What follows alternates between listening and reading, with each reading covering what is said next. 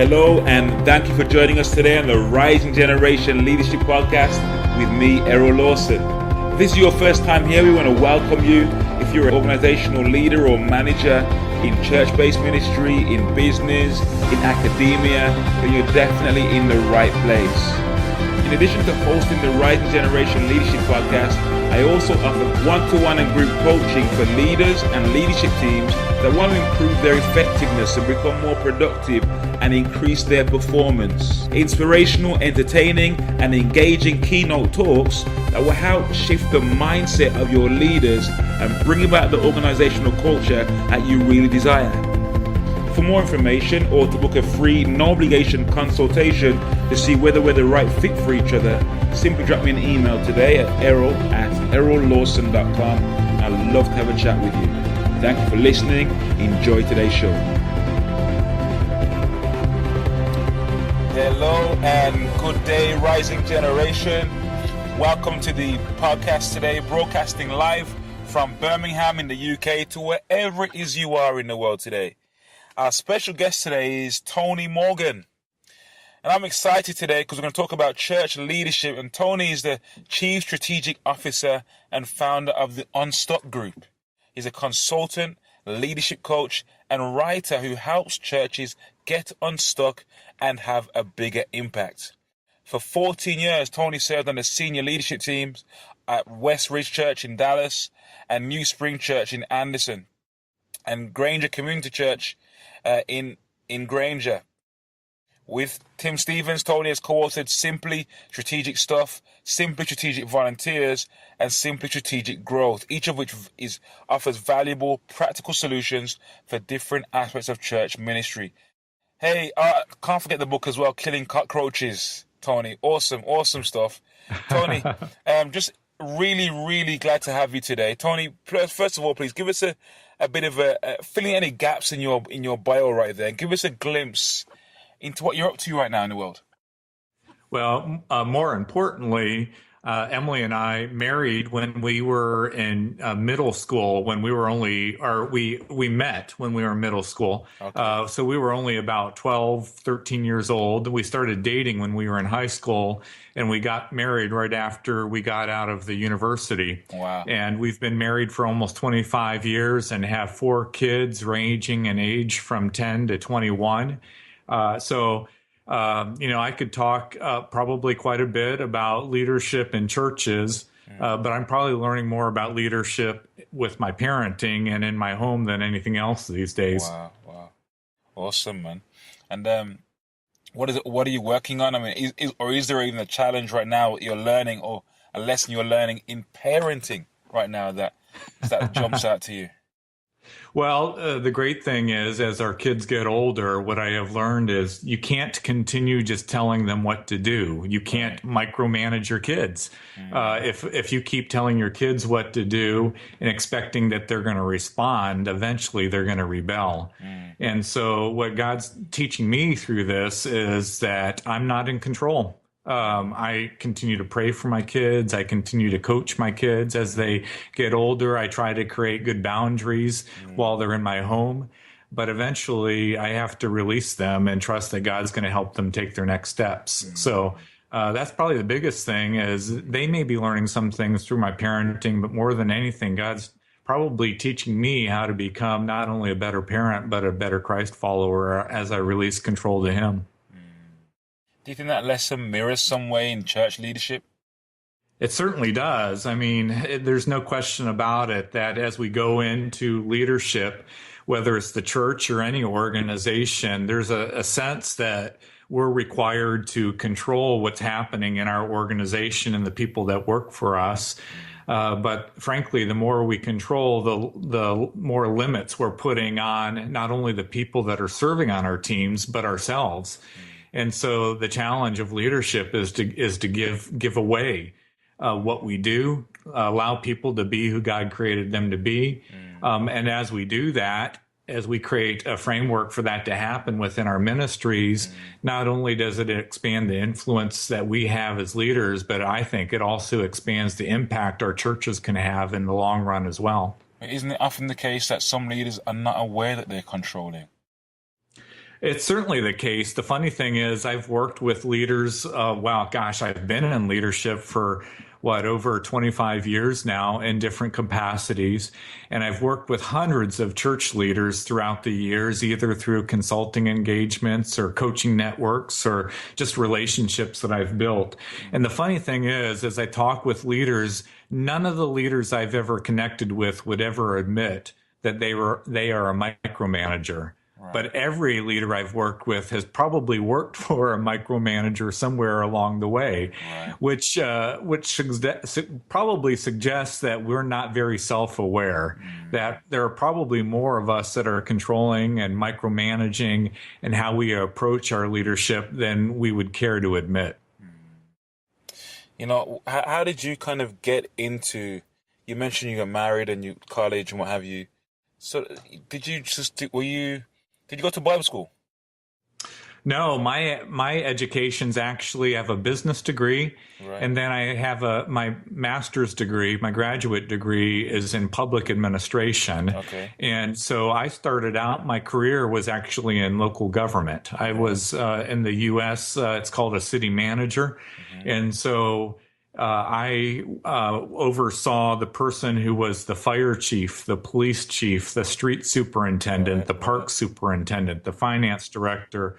In my early days, that's what my education prepared me to do. Okay. And then I accepted Christ in high school, and I would say even from the early days of my faith journey, for whatever reason, God put in me a real heart for the local church. And so through a series of experiences and people influencing my life, and obviously God doing a work inside me, eventually I transitioned from my work in local government into full-time ministry. Okay. And was there a significant turning point or maybe like a revelation? Maybe you were heading in one direction, your leadership journey, and something happened and caused you to change direction completely. Can you tell us that story? Well, it's an interesting thing. I had some experiences being a part of some relationships where folks really challenged me to consider what the church might be. And so, as an example, one friend took me to visit Willow Creek Community Church in Chicago one time. And I got to hear Bill Hybels teach and got to experience what the church was doing there to try to reach people outside the church and outside the faith. And then another friend of mine along the way introduced me to Rick Warren's writing and gave me a copy of Purpose Driven Church. Mm-hmm. And I read through it once, and then I read through it again. And it was the first time I really saw in any detail how churches could be impacting those outside the faith. Because until that point, my only perception of church was a gathering for the believers, where people who had already committed their lives to Christ gathered to experience worship together and to take steps in their faith together. But it never had occurred to me prior to a couple of those experiences that the church really has a role to carry out the Great Commission beyond the walls of the church as well. And so that's when it began to resonate with me that the church isn't just a building. It's not just a service where people gather on Sunday mornings. It's the church being mobilized into communities where people's lives could be impacted by the gospel. And it's so important, I think, those listening, that we expose ourselves to different environments, or things greater than what we are, you know. What's been your biggest challenge in leadership so far? Overcoming myself is what comes to mind. And it goes back to what I shared earlier. I mean, my natural tendency is to try to control circumstances, situations, people. And so getting beyond that, where I'm recognizing my limitations, that I can't control everything around me, that God's in control of that. At the same time, trying to leverage the gifts God put in me to carry out his mission. And so with that, it's acknowledging who has God created me to be and who am I not. And in the areas where God hasn't gifted me, continuing to build a team around me that reflects those gifts, those experiences, those personalities that complement who I am, and so that my team is also a better reflection of the body of Christ. And what lessons were learned or have been learned in that sort of in engaging with that, really, that transformation, that change?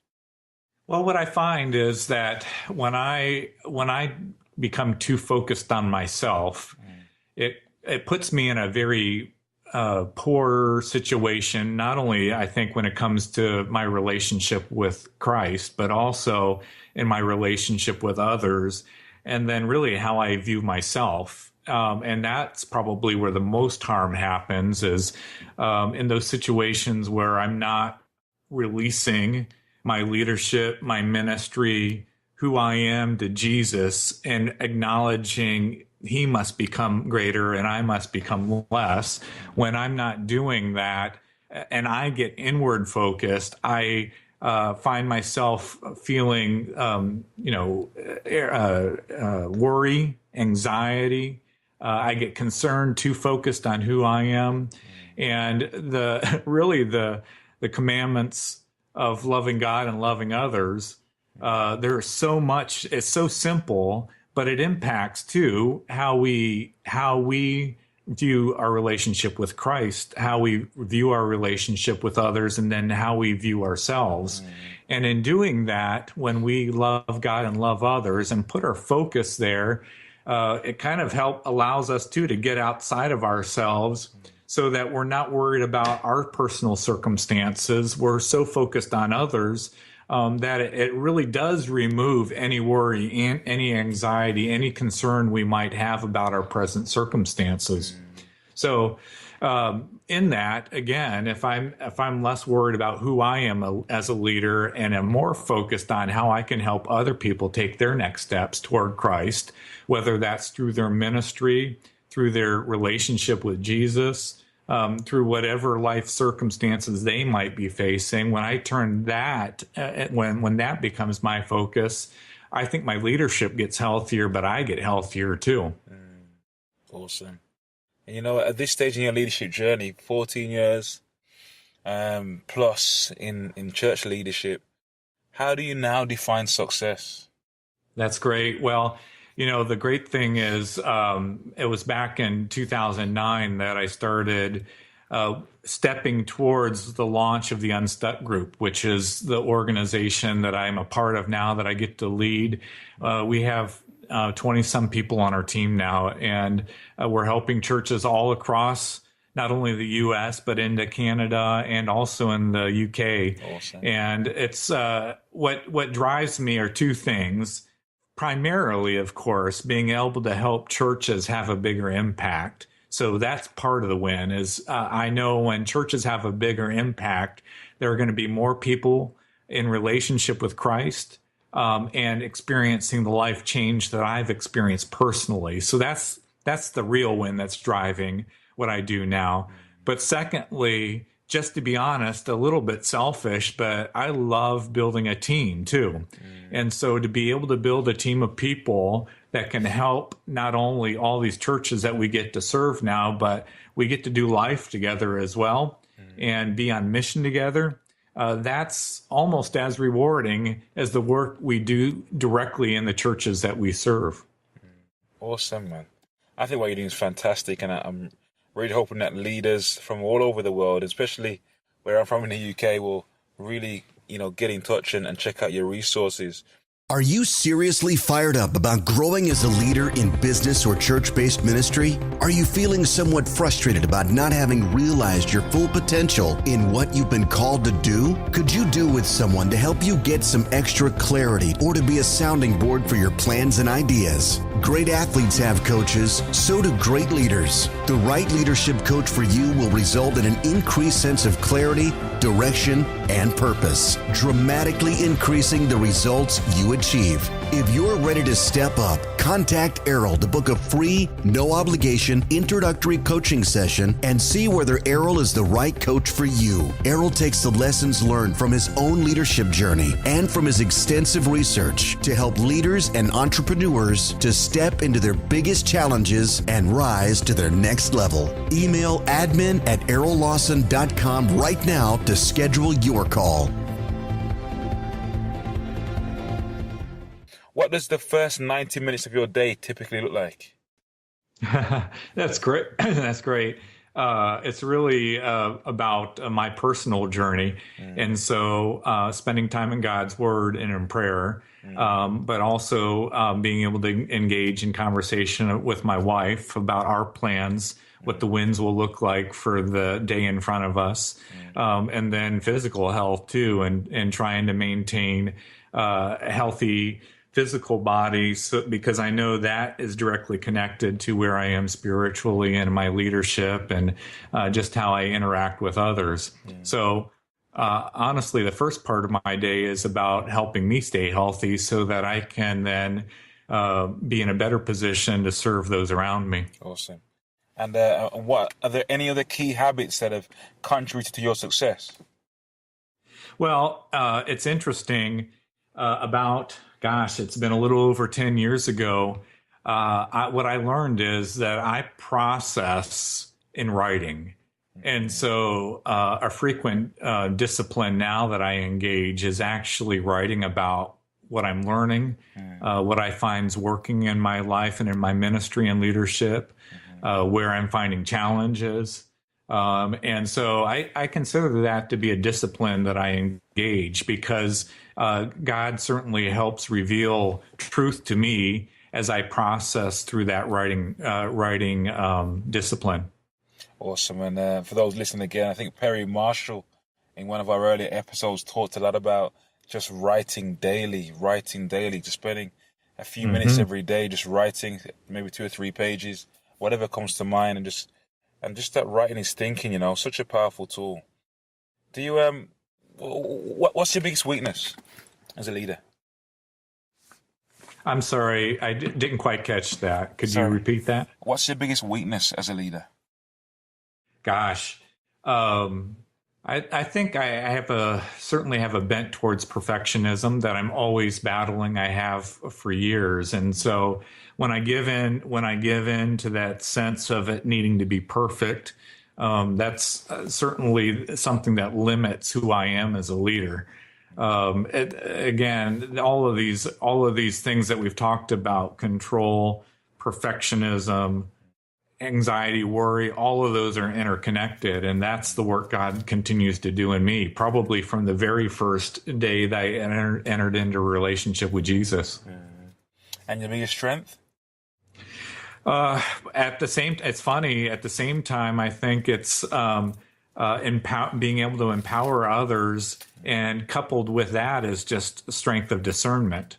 And so being able to look at people and situations and getting clear direction from God, these are the next steps that you need to either encourage someone to take or you need to encourage a ministry to take so that they can expand their influence.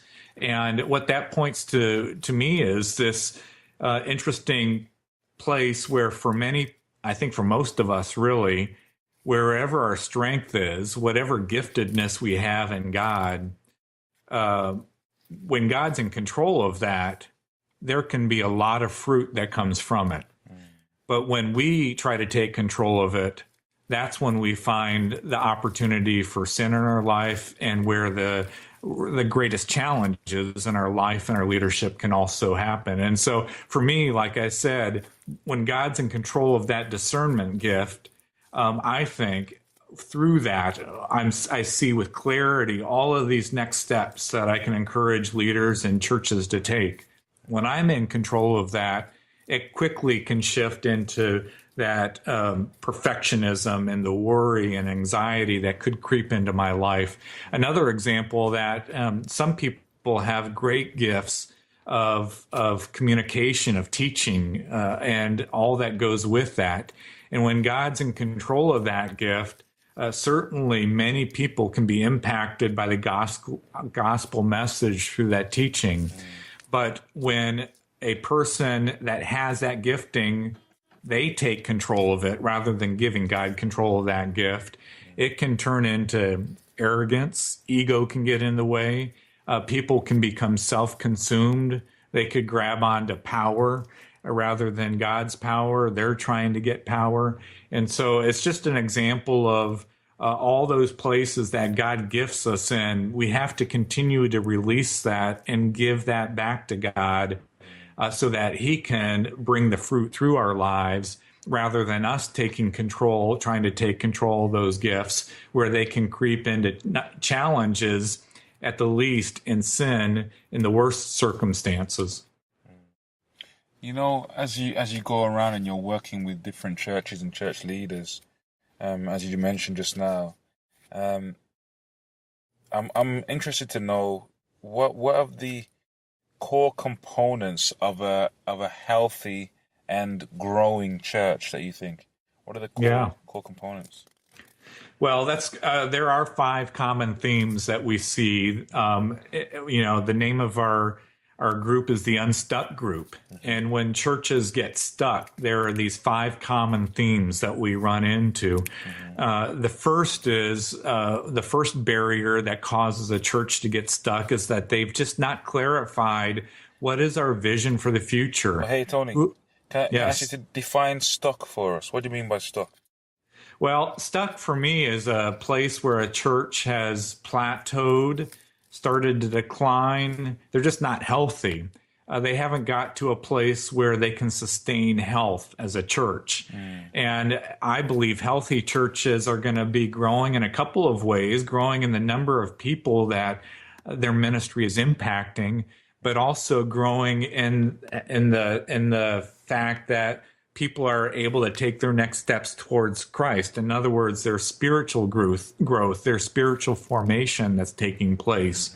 And when churches are unhealthy, either they are reaching fewer people or spiritual growth is not happening. And in either case, that's obviously a church will not be able to sustain health. And so, the first barrier we look for is there clarity of vision for the future. Does all of the leadership and then ultimately the congregation recognize this is where we are now and this is where we believe God's called us to in the future? And there's a path for the church to move to that preferred future. The second thing is a clear discipleship path. Many churches that are stuck or in decline have never defined beyond a Sunday worship service what are the next steps that we're encouraging people to take. And instead, many times what churches drift towards is having just a lot of programs and events that never really align and create a path for people to engage. A third barrier that we've identified is that churches are just too complex. And when there's too much complexity, they plateau or begin to decline as well. And complexity can come in many shapes and sizes. Sometimes it's complexity about the programming they're offering. Sometimes it's complexity about how they communicate to people in the congregation and outside the church. Sometimes it's a complexity in their systems and how they make decisions. And so what we have found is we have to help churches get more focused so that they can get unstuck. A fourth area where churches get stuck is that they just don't have strong leadership. And in rare instances, it's because the senior pastor isn't a gifted leader, but more oftentimes it's because the structure of the church, the governance of the church, there's a lay board, leadership board that constrains the leadership gifting in the senior pastor and then the staff. And so in essence, that board, that lay board is trying to control the senior pastor rather than releasing the senior pastor and the staff and lay leaders in the church to use their gifts to reach more people and to help people take steps in the faith. And then lastly, I'm trying to, the fifth one is slipping my mind here. Let me think for a moment. Communication. Well, it'll come back to me. Okay. But those are some of the common themes that we see in churches that are stuck. You know, I'm keen to know, like, what do you do when you go into a church and you find resistance to your advice, resistance to change?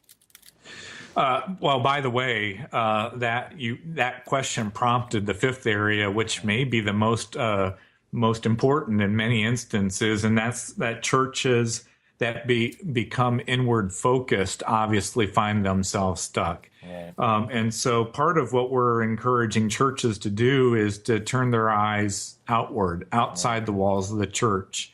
Who are the people that need the gospel message? Who are the people that need to experience the life change that can only come through Jesus?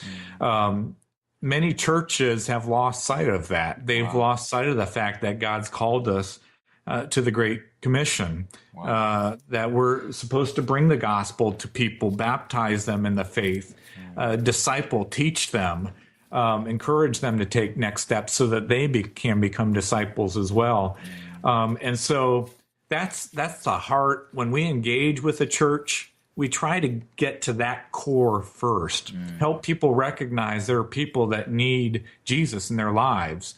And the church is called to impact those people for the kingdom.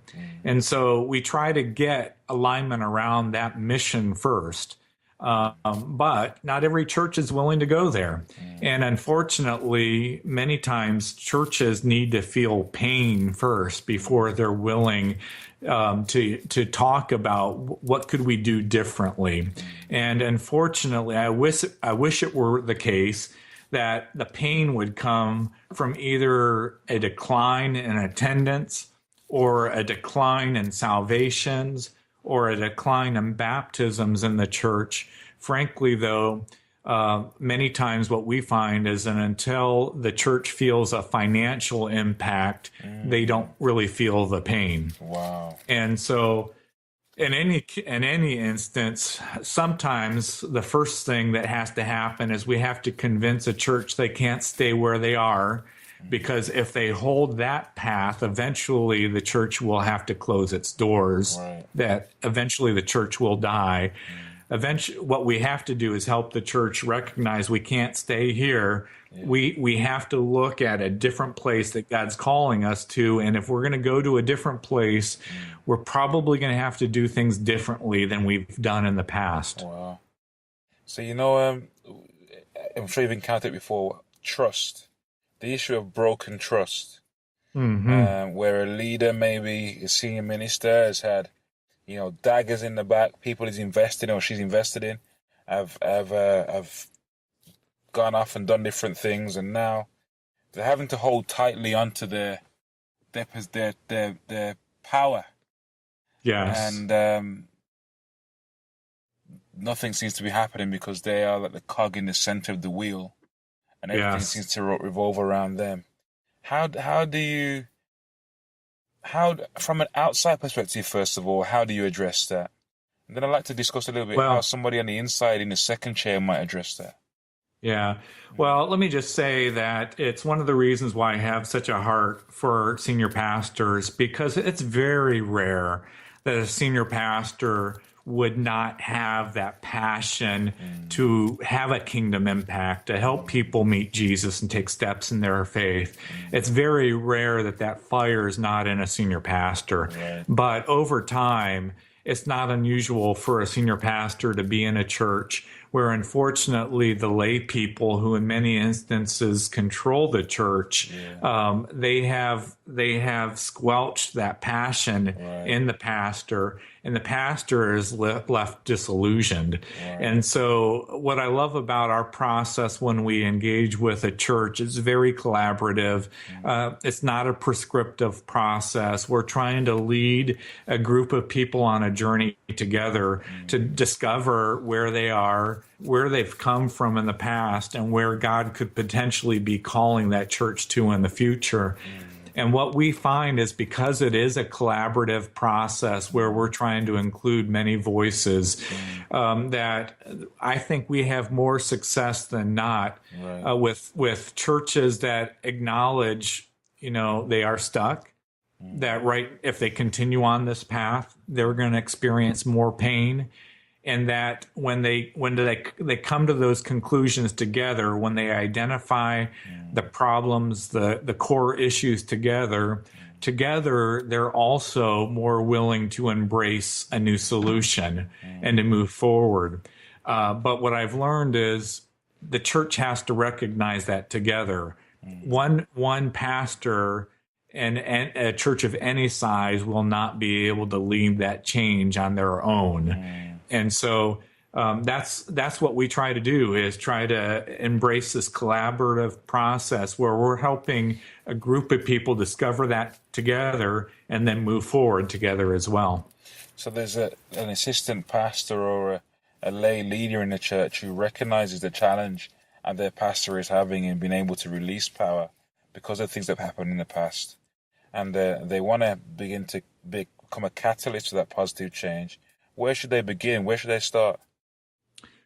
In prayer, to be honest, because if they're trying to change their senior pastor because they don't feel empowered and they don't feel like the senior pastor is helping the church move forward, and they don't sense that, it's very difficult for someone in a second chair leadership role to facilitate that change. That change, that new vision has to come through the senior pastor as they're empowered by the lay leadership of the church.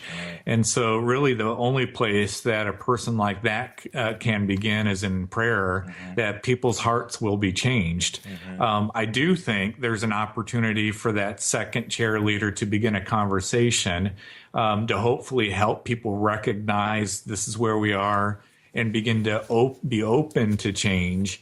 But that second chair leader can't be the primary vision caster and probably will not be in a position to actually facilitate and lead that change unless the higher leadership comes to that conclusion as well. Right.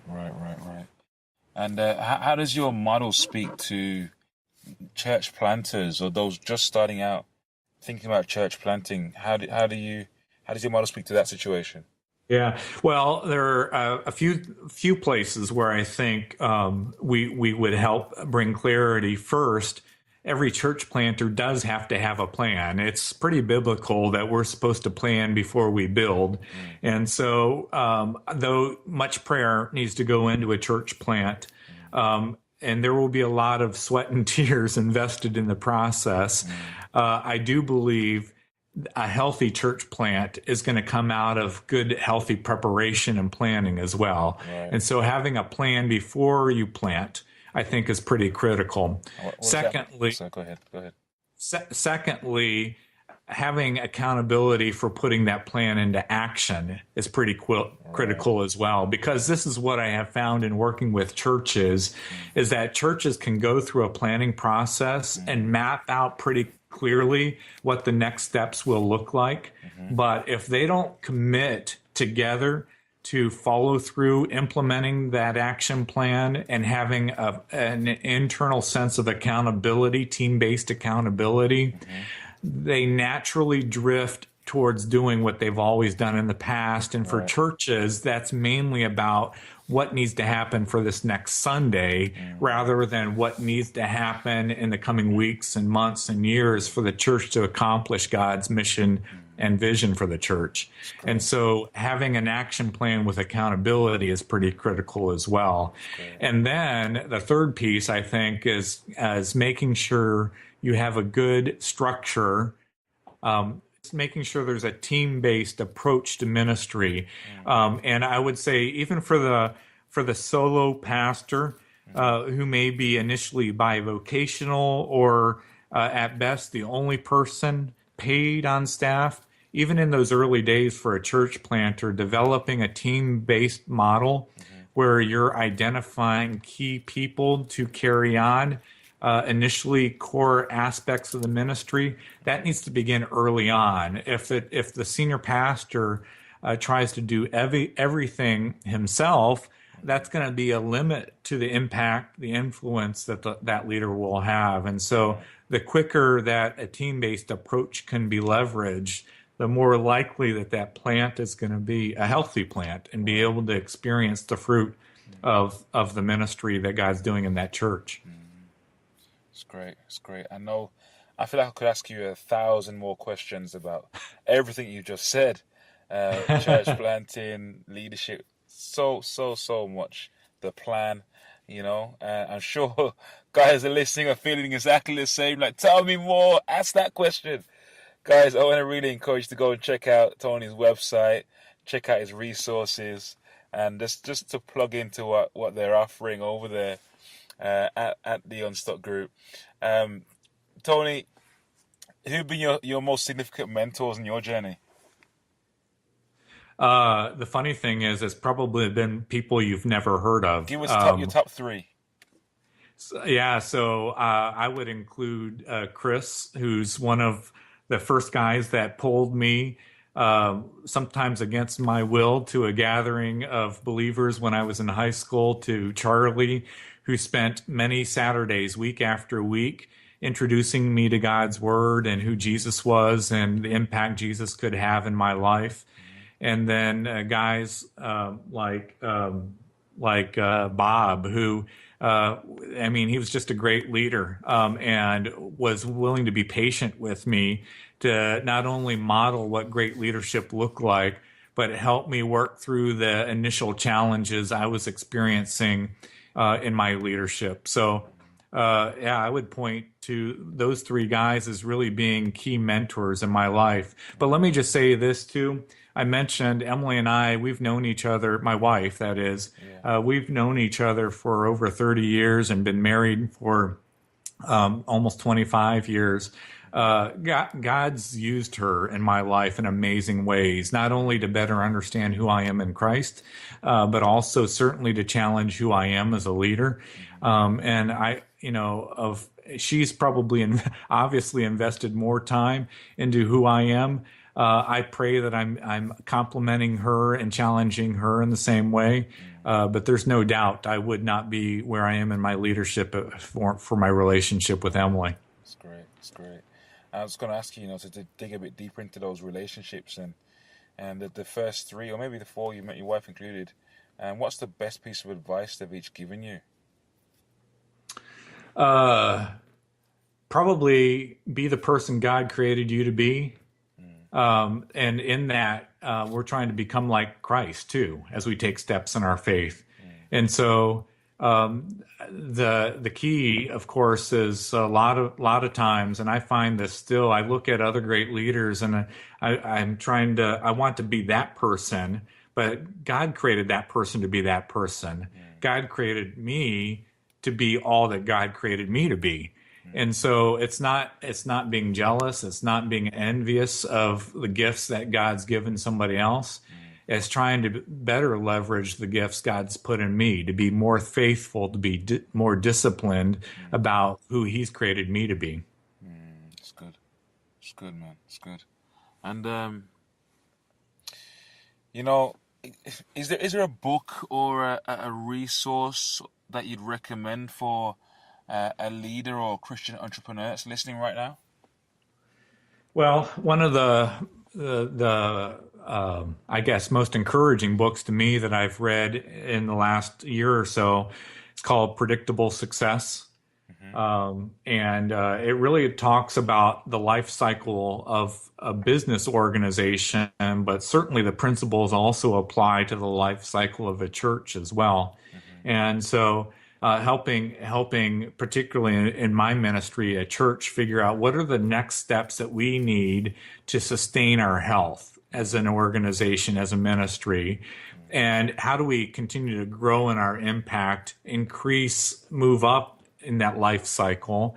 And then for organizations, again, particularly churches that have started to experience decline, moving down the backside of the life cycle, how can they turn things around? How can they get a fresh start so that they can find momentum again? And as I mentioned, we're the Unstuck Group. The bottom line is we want to help churches get unstuck. And as I mentioned, primarily what's driving that is wanting more people to be in relationship with Jesus, for churches to have a bigger kingdom impact.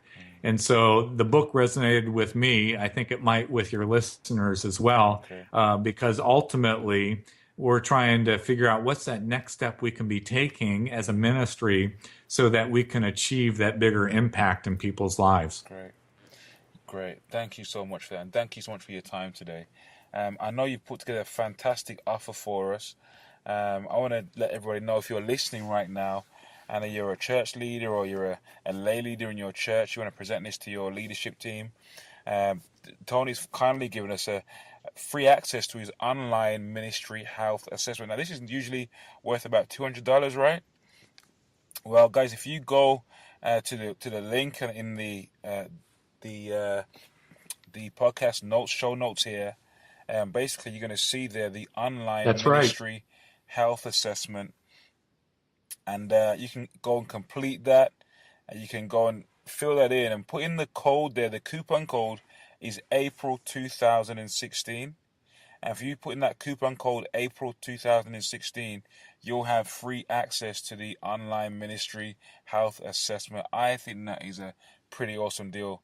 Tony, thank you so much for that. And I'm sure you're going to be inundated now with UK people in particular coming to the site to check out the resource and to find out more about you. So thank you so much for that. Tony, final parting words of wisdom, if you will. Let me ask you, Tony, where do we find a plan template? You mentioned church planters having a plan. Is it somewhere we can go for an example of a plan for a church plant, or a template as such? Well, I would encourage churches to go to one of the many organizations that's really focused on helping church plants. And an example of that would be ARC here in the U.S., ARC, Association, I think, of Related Churches. They're providing some great resources to help prepare church planters, and there are others. For the church that that's already existing and feels like they're stuck, that's probably a better place for us to connect with them. And first step would be that health assessment that we're providing. I think that's a great connection, and any opportunities we have to serve more churches in the United Kingdom or any place in the world, we would love to try to talk about what that might look like. Awesome. Tony, thank you so much for your time today, sir. God bless you. God bless your ministry. And we definitely really appreciate being able to chat with you today. Is there a Very good. Thank you. Parting word of wisdom? I just want to encourage pastors to take their next steps toward Christ in their leadership, in their ministry, in their own relationship. As God works in your life and you find health and significance and purpose in your life, that'll be reflected in your church as well. Awesome. Praise God. Thank you so much, Tony. God bless you, man. Thank you again for joining us today on the Rising Generation Leadership Podcast. I pray you've been inspired, you've been lifted, you've been encouraged to take your personal leadership to the next level. We really encourage you guys to just take action, make it happen, do something, start somewhere, go out and change the world in some way, big or small. Guys, if you've enjoyed the podcast today, please share with your friends, share with your loved ones, your colleagues, someone out there you think might benefit from hearing this great content. And if you want some more questions answering, you got a question, email me, Errol@errollawson.com. Or if you want a free 30 to 45 minute coaching session with myself around the leadership challenge or issue you're working on in your business, your church, or in your organization, please feel free to email me right away or get you booked in. It's Errol@errollawson.com. Thank you again for listening. Go to our iTunes page, check it out, check out the previous episodes. Give us a nice review, that would be awesome. Really appreciate if you could do that for us. We really appreciate you just for being here and listening. Thank you so much. God bless you, and we'll see you on the next episode of The Rising Generation.